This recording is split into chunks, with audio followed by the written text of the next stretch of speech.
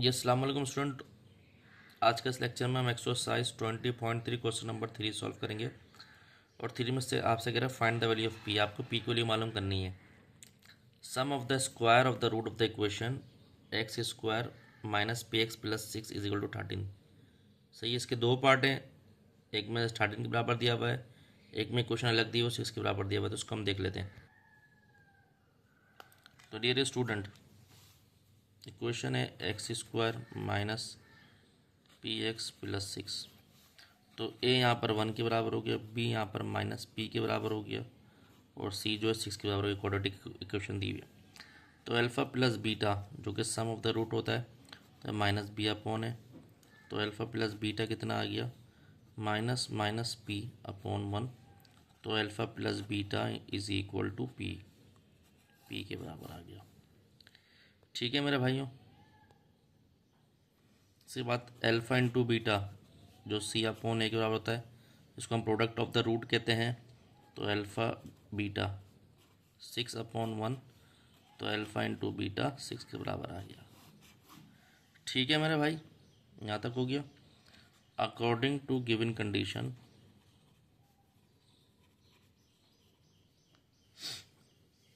Given condition क्या है भाई? गिवन कंडीशन ये है कि sum of the square the root of equation is 13, यानी कि alpha square plus beta square is equal to 13, ये दिया हुआ है। अब यहाँ पर alpha square plus beta square में फॉर्मूला लिख लेता हूँ। होता है अल्फ़ा प्लस बीटा का whole square minus 2 alpha beta. ये इसकी जगह इसका फॉर्मूला लिखा हुआ होता है 13 के बराबर। ये 13 लिखा हुआ भी ठीक है।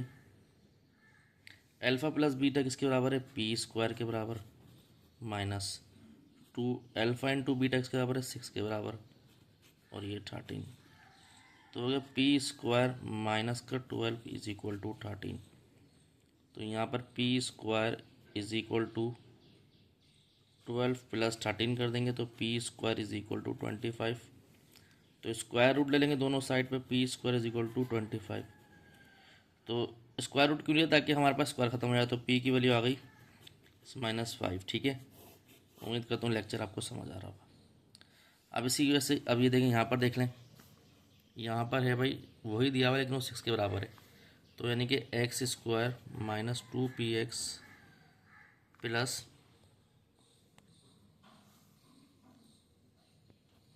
2p minus 3 equal to 0। ठीक है, तो ए यहाँ 1 के बराबर है, बी यहाँ माइनस का 2p के बराबर है, और सी यहाँ पर बराबर है 2p माइनस 3। ठीक है मेरे भाइयों। अल्फ़ा प्लस बीटा जिसको हम क्या कहते हैं sum of the root, minus B upon A के बराबर है। तो अल्फ़ा प्लस बीटा बराबर हो गया माइनस माइनस 2p अपॉन 1 लिख लें तो कोई फ़र्क नहीं पड़ता नीचे डिनोमिनेटर में अगर बनाया था तो alpha plus beta is equal to 2p। ठीक है, alpha beta is equal to C upon है जो कि प्रोडक्ट ऑफ द रूट के बराबर होता है। तो अल्फ़ा इंटू बीटा सी कितना है? 2p माइनस 3, और ये 1, तो अल्फ़ा इंटू बीटा कितना आ गया? 2p minus 3।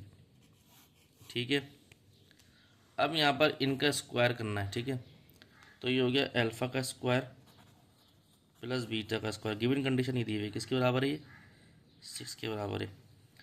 तो फॉर्मूला सब्स्टिट्यूट कर देंगे, alpha plus beta whole square minus 2 alpha beta is equal to 6। Then just put the value of alpha plus beta and alpha into beta, then we get the solution. तो कितना हो गया? Alpha plus beta 2p का square minus 2 जो कि 2p minus 3 is equal to 6। तो ये हो गया इसका 4p स्क्वायर, स्क्वायर कर लिया इसका, माइनस का 4p प्लस का 6 इज इक्वल टू 6। 6 से 6 कैंसिल कर दो तो ये आएगा 4p square minus 4p is equal to 0, या 1 लिख लें, नहीं बल्कि 0 होगा, हाँ 0 होगा। तो ये 4p कॉमन आ गया, यहाँ से बचा p माइनस 1 इक्वल टू 0।